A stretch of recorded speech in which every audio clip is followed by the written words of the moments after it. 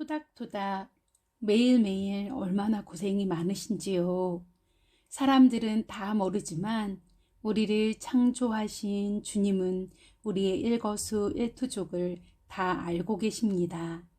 우리 주님으로 인해 조금 더 인내해봐요. 안녕하세요. 딸입니다. 오늘은 야고보서 1장 2절 3절 말씀. 내 형제들아, 너희가 여러 가지 시험을 당하거든 온전히 기쁘게 여기라. 이는 너희 믿음의 시련이 인내를 만들어내는 줄 너희가 알미라. 아멘. 이 말씀과 함께 은혜를 나누고자 합니다. 저는 미국에 가면 반드시 아들이 치료되리라 믿고 기도하고 기대하며 준비하고 때가 되어 미국에 가게 되었습니다. 저희가 오기 전에 저희보다 미국을 일찍 경험한 후배 목사님 가정을 알게 되었는데 아이들이 영어 공부를 조금 하고 가야 되냐고 질문했습니다.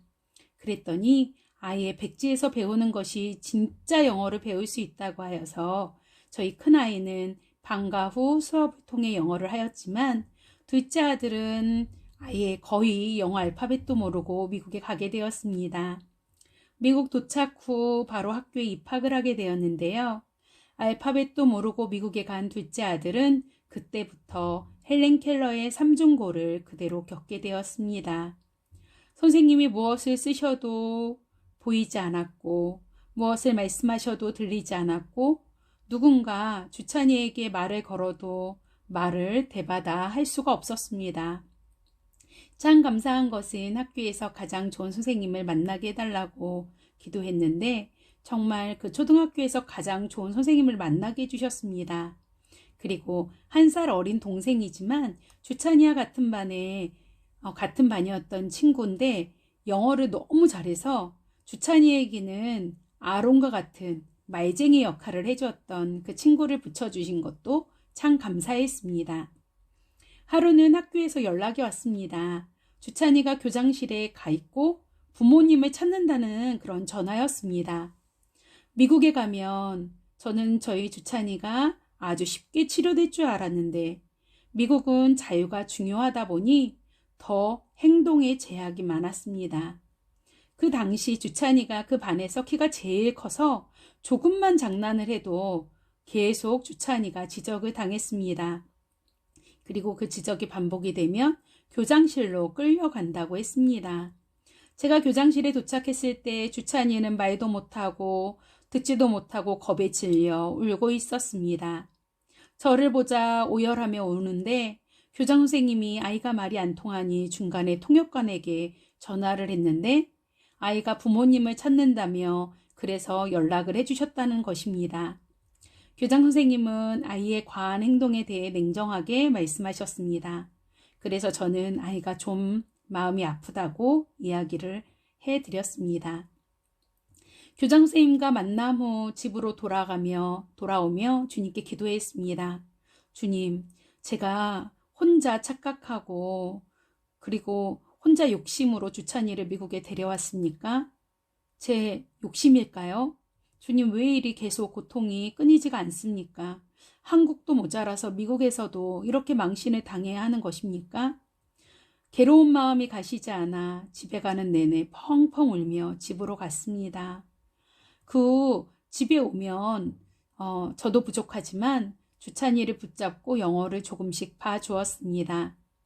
그래도 영어로 말할 자신이 없었던 주찬이는 영어를 잘하는 그 한국 동생을 붙잡고 의사표현을 해오다가 약 3개월 정도 될 무렵 학교에서 헬로우 하며 친구들에게 말을 붙였다고 합니다. 제가 주찬이를 데리러 학교에 가니 담임 선생님이 나오셔서 눈물을 글썽글썽 하시며 말씀하셨습니다. 어머니, 주찬이가 친구들에게 영어로 말을 걸었어요. 저도 친구들도 너무 좋아서 환호를 하며 기뻐했어요. 영어로 저에게 말씀을 하셨기 때문에 저는 100% 못 알아들었습니다. 하지만 거의 그렇게 말씀하시는 것 같았습니다. 저는 너무나 기뻐서 그 선생님을 붙들고 함께 울었습니다. 3개월 동안 헬렌 켈러 같이 보이지도 들리지도 그렇다고 말을 할 수도 없으니 얼마나 답답했을까가 느껴져 안타까웠지만 그보다 그럼에도 새 일을 이루어 가시는 주님의 은혜가 한량없이 크고 놀라워서 눈물이 멈추지 않았습니다. 그 이후 주찬이는 간단한 영어 정도는 쉽게 말할 수 있었고, 놀라운 것은 말하는 표정은 정말 외국인 이상의 표정을 지었다는 것입니다. 받아쓰기도 3개월까지는 거의 매주 빵점을 맞아오더니 3개월이 지나자 10점, 20점 하며 점점 천천히 점수가 오르더라고요. 그러더니 학기를 마치고 한국에 돌아오기 거의 직전에 드디어 꿈에 그리던 100점을 맞게 되었습니다. 마지막 종업식에 참여를 하였는데요. 주찬이가 빵점부터 결국 100점을 받기까지 노력을 하였다고 노력상도 받게 되었습니다.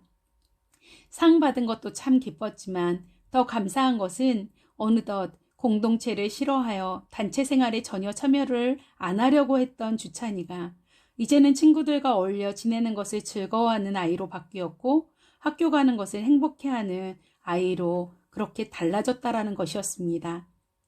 내 형제들아, 너희가 여러 가지 시험을 당하거든 온전히 기쁘게 여기라. 이는 너희 믿음의 시련이 인내를 만들어내는 줄 너희가 알미라. 아멘. 계속적인 시련이 참 힘들었습니다. 그렇지만 주님이 아니고서는 방법이 없었기에 오직 주님만 의지하게 하신 주님의 은혜가 참 감사합니다. 여기에 보면 믿음의 시련이라는 단어가 나옵니다.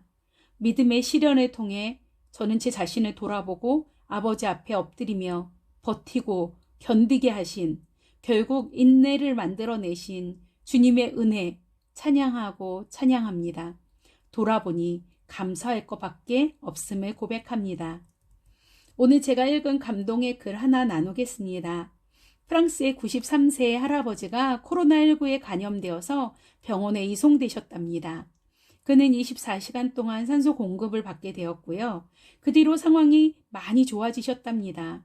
이때 의사 선생님이 할아버지께 50만 프랑, 한국 돈으로 약 560만 원 정도 되셨답니다. 의료 계산서를 보여주셨대요. 그러자 할아버지는 눈물을 흘리기 시작하셨습니다. 의사 선생님은 할아버지를 달래면서 계산서 때문에 괴로워하시냐고 그랬더니 할아버지가 뭐라고 하셨냐면 저는 지불하게 될 금액을 보고 눈물을 흘리는 것이 아닙니다. 저는 치료비를 전부 지불할 수 있습니다. 제가 눈물을 흘리는 것은 고작 24시간 공급받은 산소 금액이 50프랑이나 된다는 사실입니다. 저는 93년 동안이나 하나님께서 주신 산소를 마시면서 돈을 지불한 적이 없었습니다. 그러면 제가 하나님한테 얼마나 많은 빚을 졌는지 아십니까? 라고 말하자 의사 선생님도 이 얘기를 듣고 고개를 숙이고 눈물을 같이 흘리기 시작하셨답니다. 이 일을 읽고 보니 하루하루를 감사하는 마음으로 사는 것이 얼마나 중요하고 당연한지, 그래서 주님이 범사에 감사라 하신 것 같습니다. 하나님은 그렇게 너무너무 위대하시고 사랑으로 우리를 돌보시는 너무 좋으신, 참 좋으신 나의 하나님, 우리의 하나님이십니다. 그래서 날마다 감사하는 마음으로, 그리고 시험을 만났을 때 기뻐하며 인내를 이루는 삶을 살아가기를 소망합니다. 저는요, 핫달이었고요. 함께 복음을 살아요. 또 만나요.